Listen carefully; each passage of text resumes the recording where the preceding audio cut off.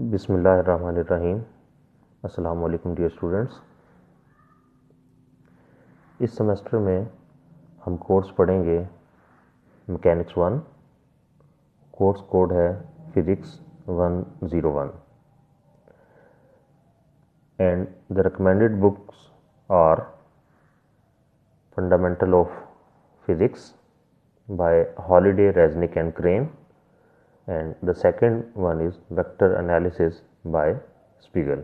Let us start with first chapter, that is vector analysis. आज के इस lecture में हम जो टॉपिक कवर करेंगे उनमें पहला टॉपिक है review of vectors and second is their fundamental operations,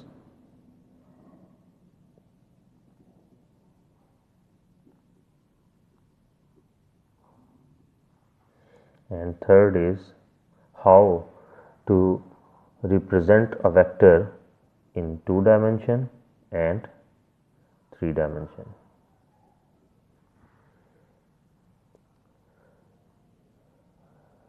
vector पर जाने से पहले आप लोग फेमिलियर होंगे फिजिकल क्वांटिटीज से।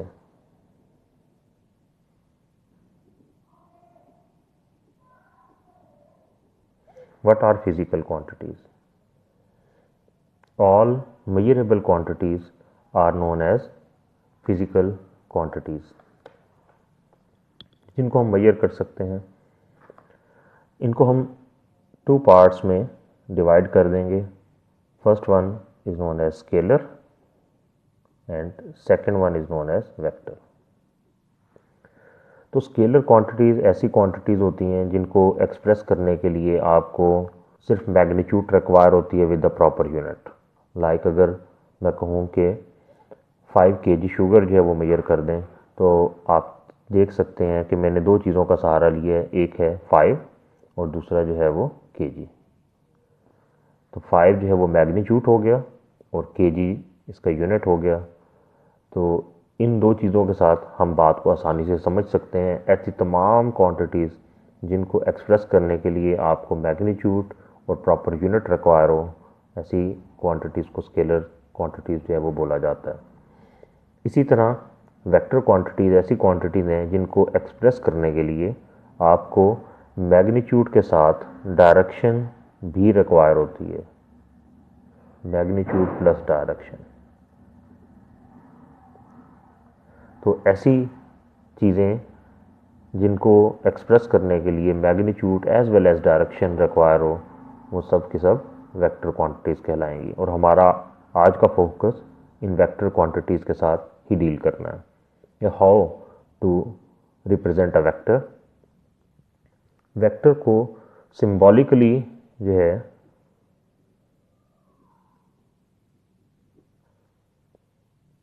किसी भी अलामत से आप इसको ज़ाहिर कर सकते हैं।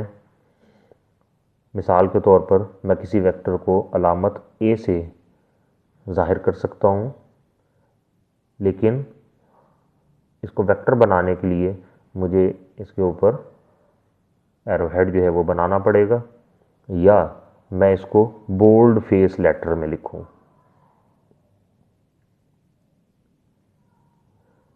तो कोई भी तरीका आप अडॉप्ट कर सकते हैं, या इसको बोल्ड कर लें या फिर इसके ऊपर एरोहेड जो है वो लगा लें। पिक्टोरियली आप वेक्टर को कैसे रिप्रेजेंट करेंगे?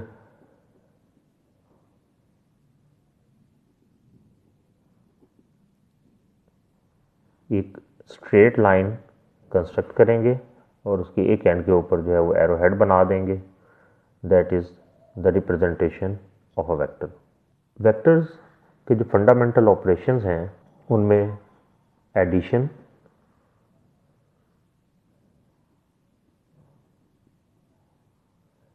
सब्ट्रैक्शन एंड मल्टीप्लिकेशन, ये जो है वो शामिल हैं। एडिशन से शुरुआत करते हैं, how to add a vector. Let us consider a two vector. First vector is in this direction. मैं इस वेक्टर का नाम जो है वो a रख लेता हूँ, और दूसरा जो वेक्टर है b वो इस डायरेक्शन में अगर हो तो हम कैसे इन दो वेक्टर्स को जो है वो ऐड करेंगे। स्केलर क्वांटिटीज़ को ऐड करना इंतहाई आसान है। जैसे अगर मैं आपसे कहूँ कि 2 + 2 तो आपका आंसर होगा = 4। लेकिन वेक्टर्स की एडिशन जो है वो ऐसे नहीं है। वेक्टर्स एक ख़ास रूल्स को जो है वो फॉलो करते हैं बिकॉज ऑफ इट्स डायरेक्शन। तो we can add vector A with vector B using head to tail rule. और हेड टू टेल रूल का कानून ये है कि आप फर्स्ट वेक्टर को एज इट इज़ प्लॉट करेंगे, दैट इज़ वेक्टर ए, और वेक्टर बी को आप कनेक्ट कर देंगे वेक्टर ए के साथ इस अंदाज में कि जिस डायरेक्शन में वेक्टर बी था आप इसको उसी डायरेक्शन में जो है वो प्लॉट करोगे, और tail of this vector B उसको आप कनेक्ट कर देंगे with the head of this vector A.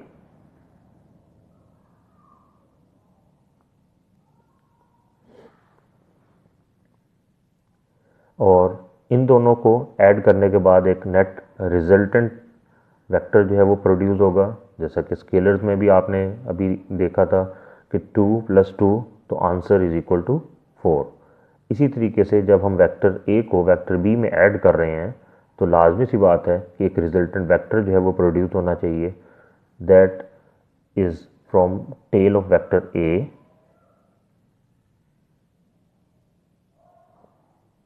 to the head of vector b, that is known as the resultant vector, that is the sum of vector a plus vector b।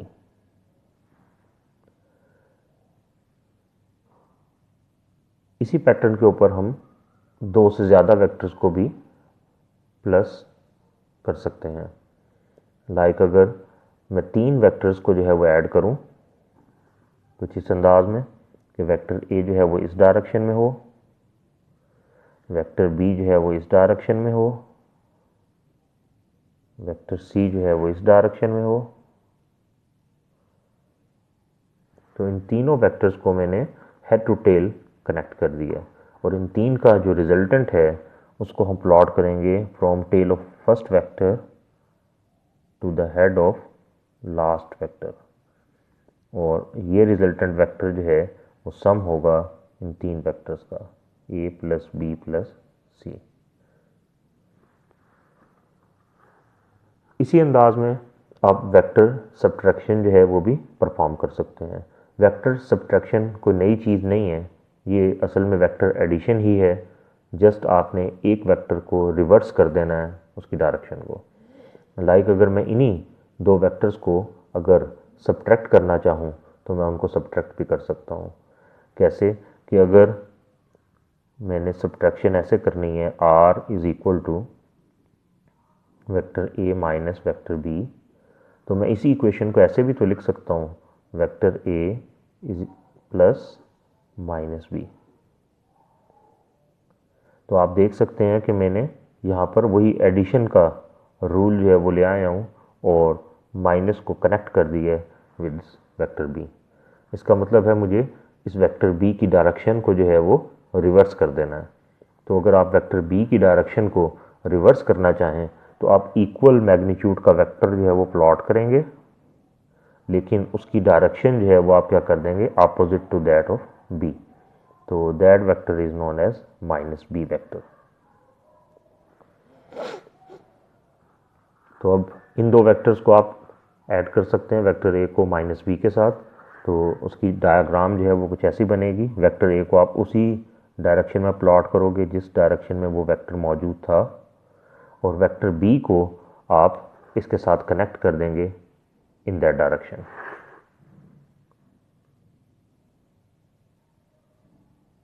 That is equal to minus B. और again resultant vector जो है वो plot किया जाता है from tail of first vector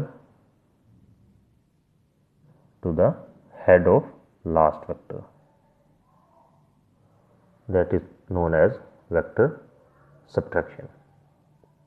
इसी तरह आप वेक्टर को किसी स्केलर क्वांटिटी के साथ मल्टीप्लाई भी कर सकते हो।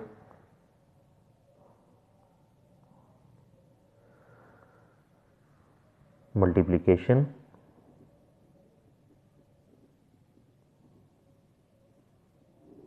With a scalar.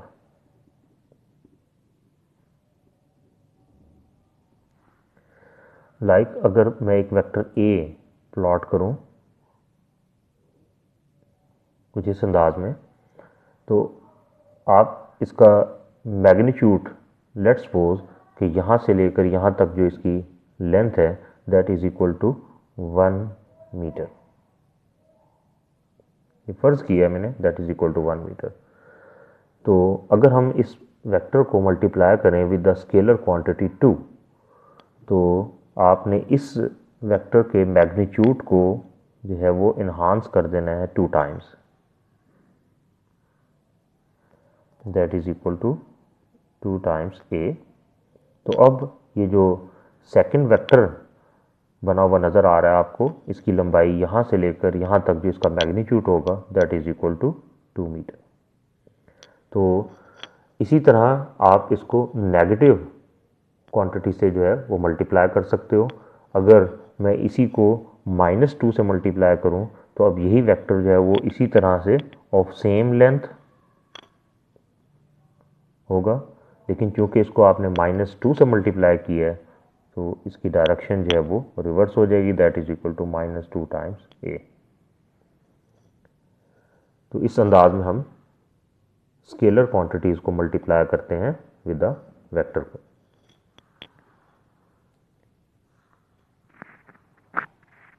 वेक्टर्स की कुछ बुनियादी टाइप्स हैं जिनमें सबसे पहले जो है वो है नल वेक्टर।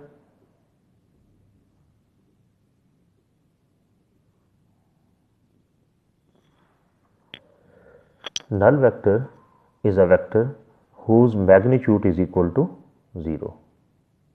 जिसका मैग्नीट्यूड जो है वो 0 होगा वो वेक्टर जो है वो नल वेक्टर कहलाएगा। मैथमेटिकली मैं इसको ऐसे लिख सकता हूँ कि अगर आपके पास दो वेक्टर्स हों और दोनों इक्वल मैग्नीट्यूड के हों लेकिन अपोजिट इन डायरेक्शन हो, लाइक अगर वेक्टर ए जो है वो इस डायरेक्शन में है और सेम मैग्नीट्यूड का वेक्टर मैं प्लॉट करूं in opposite direction that is equal to B, तो मैं ऐसे लिख सकता हूं कि vector B is equal to minus of vector A. तो अब अगर मैं इन दो वेक्टर्स को ऐड करूं, resultant vector that is the sum of A plus B, तो आप देख सकते हो कि वेक्टर ए और इस बी की जगह पर मैं रिप्लेस कर सकता हूँ -a, तो जवाब जो है वो क्या आएगा 0। लेकिन इसके ऊपर मैं क्या लगा रहा हूँ एरो हेड, इसका मतलब ये है कि ये एक नल वेक्टर है। नल वेक्टर का मैग्नीट्यूड तो 0 होगा, लेकिन हम वेक्टर के लिए डायरेक्शन भी तो एसोसिएट करते हैं। अगर हम इसके साथ डायरेक्शन लगाना चाहते हैं तो फिर हम यहाँ लिखेंगे a vector whose magnitude is equal to 0 and have arbitrary direction, कि इसकी कोई भी सिमत हो सकती है, क्योंकि जिसका मैग्नीट्यूड ही 0 है उसको आप प्लॉट तो कर नहीं सकते। लेकिन समझाने के लिए मैं ऐसे कह सकता हूँ जैसे ये एक डॉट है और इस डॉट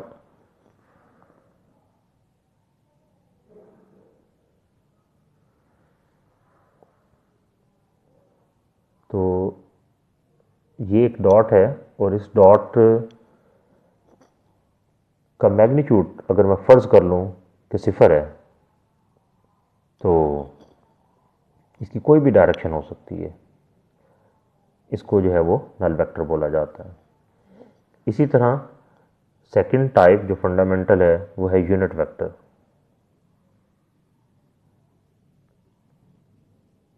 यूनिट वेक्टर ऐसा vector whose magnitude is equal to 1, और मैथमेटिकली यूनिट वेक्टर को अलामत ए से जाहिर किया जाता है और इसके ऊपर हैट कंस्ट्रक्ट कर दिया जाता है in order to differentiate it from a usual vector. तो यूनिट वेक्टर का मैथमेटिकल रिलेशन हो जाएगा a unit vector is equal to vector divided by its magnitude, that vector's magnitude.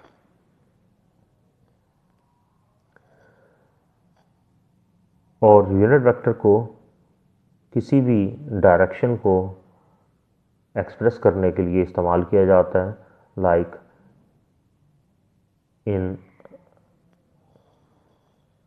Rectangular coordinate system और 3 dimension system, X axis, Y axis and Z axis.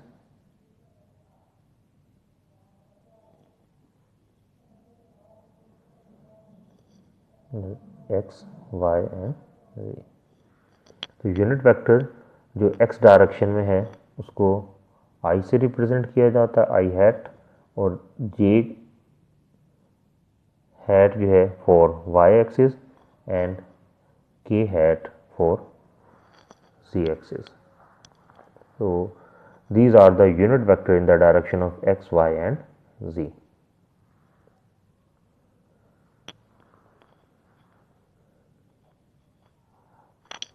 अब हम देखेंगे कि how to represent a vector in 2 dimension.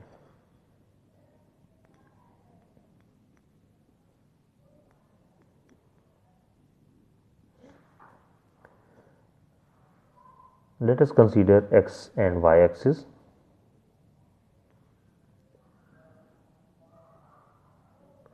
That is x and y. अब यहाँ पर अगर मैं एक वेक्टर को कुछ ऐसे प्लॉट करूँ और इसका नाम जो है मैं ए रख देता हूँ, वेक्टर ए, और वेक्टर ए जो है वो एंगल थीटा बना रहा है विद पॉजिटिव एक्स एक्सिस,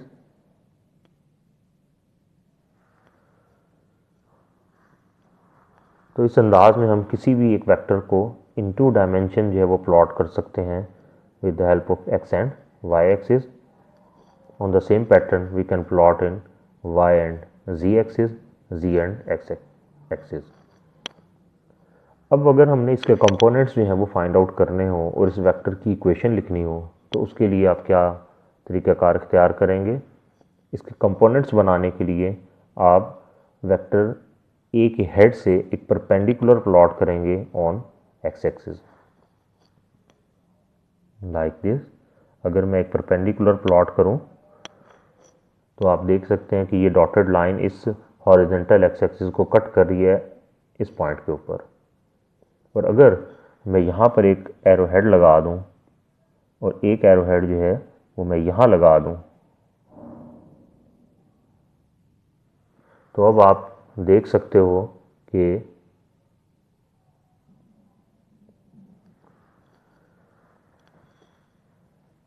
ये जो डायग्राम है ये वेक्टर एडिशन के रूल को जो है वो फॉलो कर रही है कि अगर ये फर्स्ट वेक्टर हो तो फर्स्ट वेक्टर के हेड को हमने कनेक्ट किया सेकंड वेक्टर के टेल के साथ और रिजल्टेंट वेक्टर को कनेक्ट किया from tail to tail and head to head.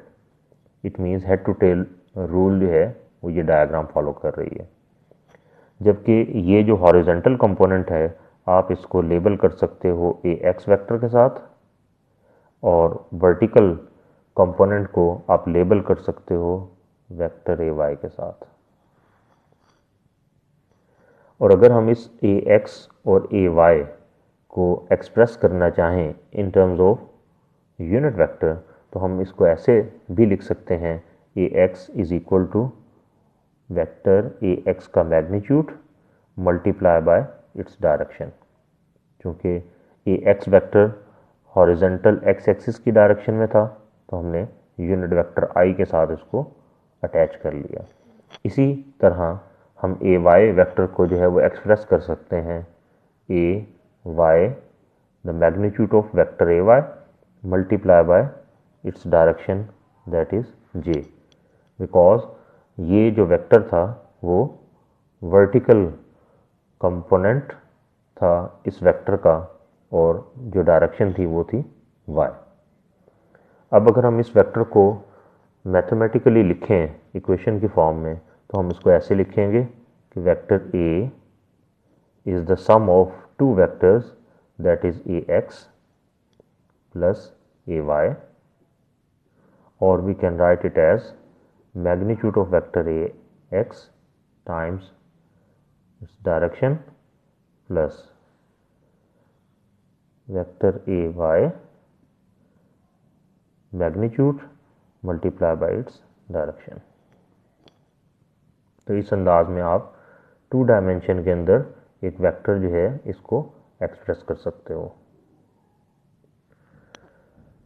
इसी डायग्राम के ऊपर अगर हम पाइथागोरन थ्योरम जो है वो अप्लाई करें तो आप देख सकते होंगे कि ये जो हॉरिजॉन्टल साइड है,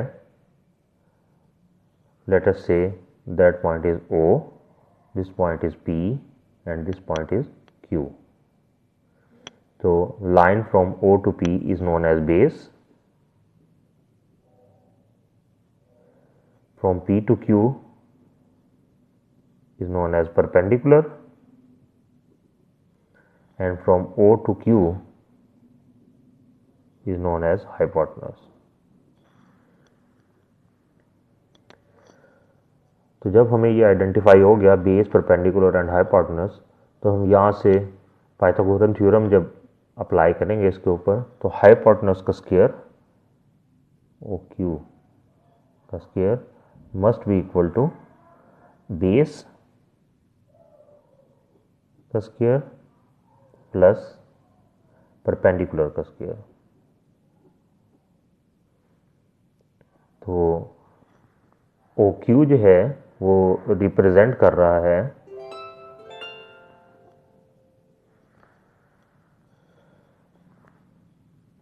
वेक्टर ए के मैग्नीट्यूड को, so vector A and O P represents the magnitude of vector A x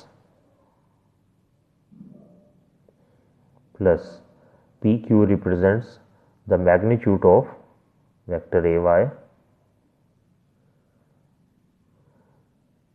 अगर हमने वेक्टर ए का मैग्नीट्यूड फाइंड आउट करना है तो वेक्टर ए का मैग्नीट्यूड बराबर आ जाएगा square root of A x square plus A Y square.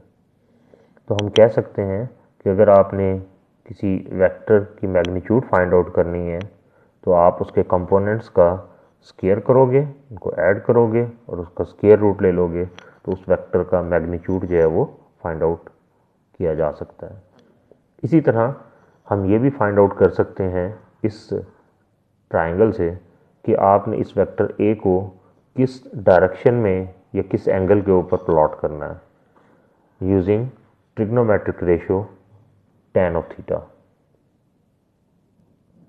tan of theta is the ratio of perpendicular to base। अब इस डायग्राम में आप देख सकते हैं कि परपेंडिकुलर जो है वो मैग्नीट्यूड ए वाई के बराबर है, जबकि हॉरिजेंटल जो बेस पार्ट है that is equal to A X. तो हम इसको ऐसे लिखेंगे that is equal to A Y divided by A X.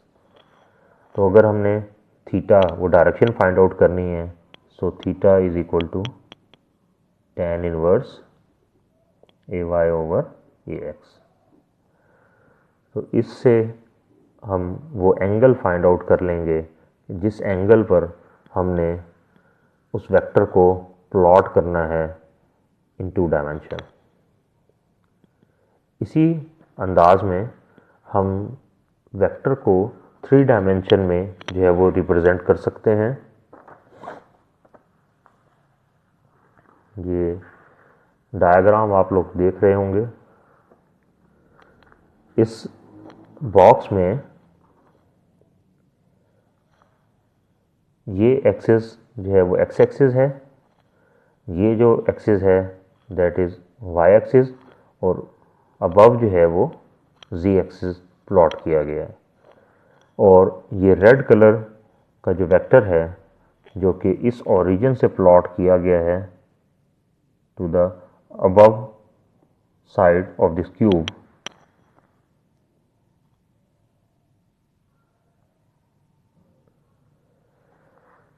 तो ये वेक्टर ए जो है वो मैंने प्लॉट किया है। अब इस वेक्टर ए के जो है 3 डायमेंशन के अंदर 3 कंपोनेंट्स होंगे। अगर आप इस डायग्राम में देखो तो आपको ये ग्रीन कलर का एक vector horizontal X Y plane के अंदर जो है वो प्लॉट किया हुआ नज़र आ रहा होगा, एक्स और वाई प्लॉट। तो ये ग्रीन वेक्टर आप ऐसे कंसीडर कर सकते हो the image of this vector A in X Y plane. और इस क्यूब के कॉर्नर से अगर आप एक परपेंडिकुलर लाइन देखें तो वो इस पॉइंट तक जा रही है जो कि टच कर रही है ऑन वाई एक्सिस। तो इस पॉइंट को हम एक्सप्रेस कर सकते हैं किस अंदाज में कि x की वैल्यू यहाँ पर 0 होगी और y की वैल्यू को हम ए वाई से रिप्रेजेंट करेंगे और z एक्सिस की वैल्यू जो है वो यहाँ पर इस पॉइंट के ऊपर 0 होती है। इसी तरह हम जब इस हेड को इस एक्सिस के ऊपर परपेंडिकुलर प्लॉट करेंगे ऑन एक्स एक्सिस, तो ये जिस पॉइंट के ऊपर टच करेगा इस पॉइंट के ऊपर अगर हम जो वैल्यूज़ लिखना चाहें तो ए एक्स की वैल्यू आपको यहाँ मिलेगी, जबकि वाई और जी कंपोनेंट जो है वो 0 होंगे। इसी अंदाज में अगर हम इस क्यूब के इस टॉप कॉर्नर को इस साइड पर देखें तो ये इस वेक्टर ए को अगर मैं डॉटेड लाइन के ज़रिए परपेंडिकुलर प्लॉट करूं जो कि कट करे z एक्सिस को इस पॉइंट के ऊपर, तो इस पॉइंट के जो कोऑर्डिनेट्स होंगे उनको मैं इस तरह से लिख सकता हूं, ये x की वैल्यू यहाँ पर 0 होगी, y की वैल्यू भी 0 होगी और z की वैल्यू जो है वो ये z लिखी जाएगी। तो इस अंदाज में हम इनके कोऑर्डिनेट्स जो हैं वो लिख सकते हैं। ये जो डॉटेड लाइन कट कर रही है z एक्सिस को इस पॉइंट के ऊपर, तो ओरिजिन से लेकर यहाँ तक का जो फासला है अगर मैं इसको आगे तीर का निशान लगा दूँ तो ये कंपोनेंट ऑफ दिस वेक्टर ए बन जाएगा in the direction of z axis, और इसको मैं अलामत ए जी से ज़ाहिर करूँगा। अभी हमने सीखा था कि यूनिट वेक्टर जो कि z डायरेक्शन में प्लॉट किया जाता है, तो उसके लिए हम ए जी वेक्टर को इन टर्म्स ऑफ यूनिट वेक्टर भी लिख सकते हैं कि ए जी वेक्टर का magnitude multiply by its direction. इसी अंदाज में अगर हम इस एक्स वाई प्लेन के अंदर आ जाएं तो इस एक्स वाई प्लेन में आप देख सकते होंगे कि मैंने यहाँ पर एक वेक्टर ए एक्स लिखा है और यहाँ पर वेक्टर ए वाई लिखा है। और अगर मैं इस ट्रायंगल को हाईलाइट कर दूँ, ये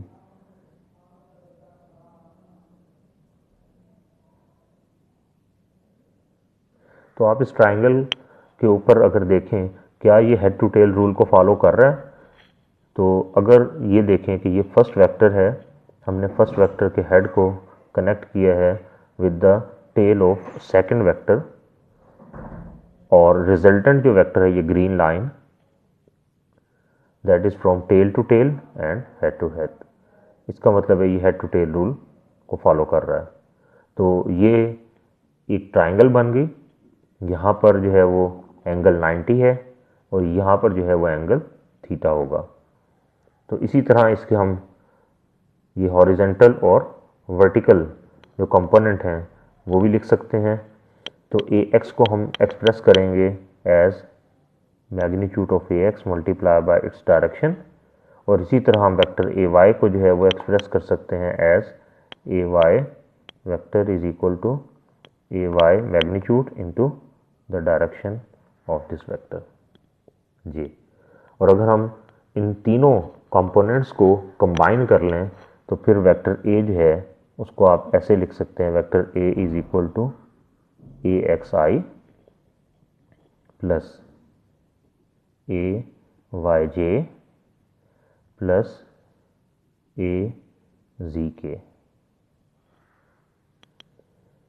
2 डायमेंशन में तो वेक्टर ए जो है वो एंगल थीटा बना रहा था और उसको हमने एक trigonometric ratio tan of theta से जो है वो फाइंड आउट कर लिया कि हमने इसको किस एंगल के ऊपर जो है वो प्लॉट करना है। लेकिन 3 डायमेंशन के अंदर ये थोड़ा सा मुख्तलिफ है और यहाँ पर ये जो वेक्टर ए है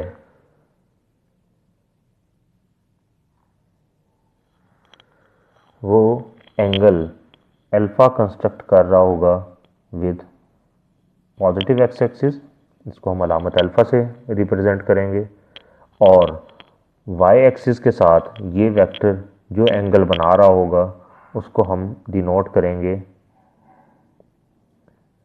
अलामत बीटा से, और यही वेक्टर जो रेड वेक्टर आपको नज़र आ रहा है जो एंगल जी एक्सिस के साथ कंस्ट्रक्ट करेगा that is known as gamma. और यहाँ पर अब हम एक कंसेप्ट जो है वो इंट्रोड्यूस करवाएंगे that is known as direction cosine, कि हम 3 डायमेंशन में इनके डायरेक्शन कोसाइंस जो हैं वो फाइंड आउट करते हैं। मींस ये वेक्टर ए जो है जो एंगल अल्फा बीटा और गैमा कंस्ट्रक्ट कर रहा है with the positive x axis Y axis and Z axis, तो हम इसको ऐसे लिख सकते हैं cos of alpha cos of beta and cos of gamma. तो ये इसके डायरेक्शन कोसाइन बन जाएंगे। cos ऑफ अल्फा को हम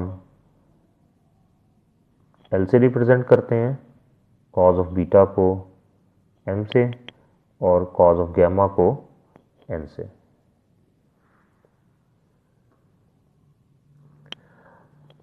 cos जो है वो ट्रिग्नोमेट्रिक रेशियो है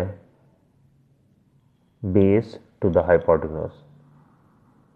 तो अगर आप इस डायग्राम में देखेंगे तो आपको नज़र आएगा कि हम वेक्टर cos ऑफ अल्फा को लिख सकते हैं as a ratio of A x to a, vector A x का मैग्नीट्यूड एंड वेक्टर ए का मैग्नीट्यूड। इसी तरह हम cos ऑफ बीटा जो है इसको लिख सकते हैं एज ए वाई ओवर ए, कि वेक्टर ए वाई का मैग्नीट्यूड एंड वेक्टर ए का मैग्नीट्यूड।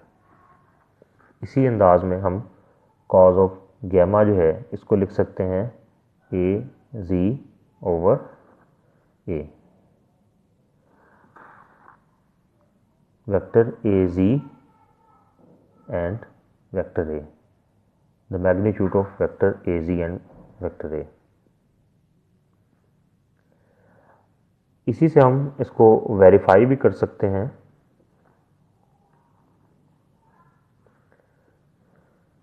कि यूनिट वेक्टर का मैग्नीट्यूड जो है वो इज इक्वल टू 1 आता है या नहीं आता। हमें डेफिनेशन मालूम है कि वेक्टर यूनिट वेक्टर को हम एक्सप्रेस कर सकते हैं vector divided by its magnitude.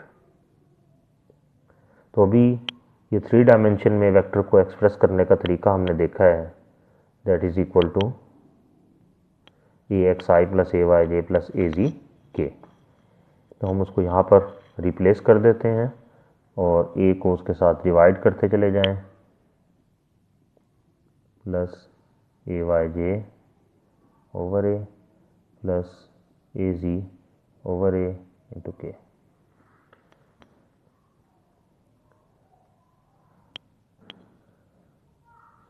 तो यहाँ से ये जो ए एक्स है A X over A that is equal to cos of alpha. तो हम इसको ऐसे लिख सकते हैं cos of alpha times I plus और A Y over A is equal to cos beta that is equal to cos beta times J. इसी तरह थर्ड जो है वो कॉज ऑफ गैमा टाइम्स के बराबर हो जाएगा। और अभी हमने देखा था कि कॉज ऑफ अल्फ़ा को हम एल से, बीटा को एम से और गैमा को एन से रिप्रेजेंट करते हैं। तो मैं इसको ऐसे लिख लेता हूँ एल टाइम्स आई plus m times j plus n times k. अगर हम यहाँ पर नॉर्म कंसीडर कर लें on both side of this equation तो ये ऐसे लिखा जाएगा यूनिट वेक्टर का मैग्नीट्यूड इज इक्वल टू, अभी मैंने तरीका बताया था कि जब भी आपने किसी वेक्टर का मैग्नीट्यूड फाइंड आउट करना हो तो उसके कंपोनेंट्स का जो है वो स्क्वायर करते हैं, ऐड करते हैं और फिर आप स्क्वायर रूट ले लेते हैं। तो वही चीज़ अगर मैं यहाँ पर लिखने जाऊँ तो मैं इसको ऐसे लिखूँगा कि वेक्टर ए एक्स का square over a square plus A Y square over a square plus A z square over a square और फिर इसका जो है वो हम स्क्वायर रूट कंसीडर कर लें। तो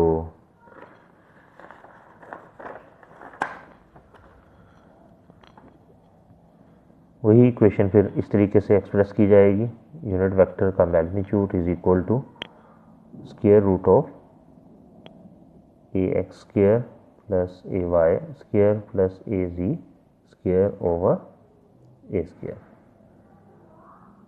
और a x square plus A Y square plus A z square ये चूँकि तीनों कंपोनेंट्स हैं किसके, वेक्टर ए के, तो मैं इसको ऐसे लिख सकता हूँ that is equal to square root of a square over a square. तो ये आपस में कैंसिल हो जाएंगे दैट इज़ इक्वल टू 1 और square root of 1 is equal to 1। तो इससे ये बात साबित हो गई कि यूनिट वेक्टर का जो मैग्नीट्यूड है that is equal to 1। Thank you.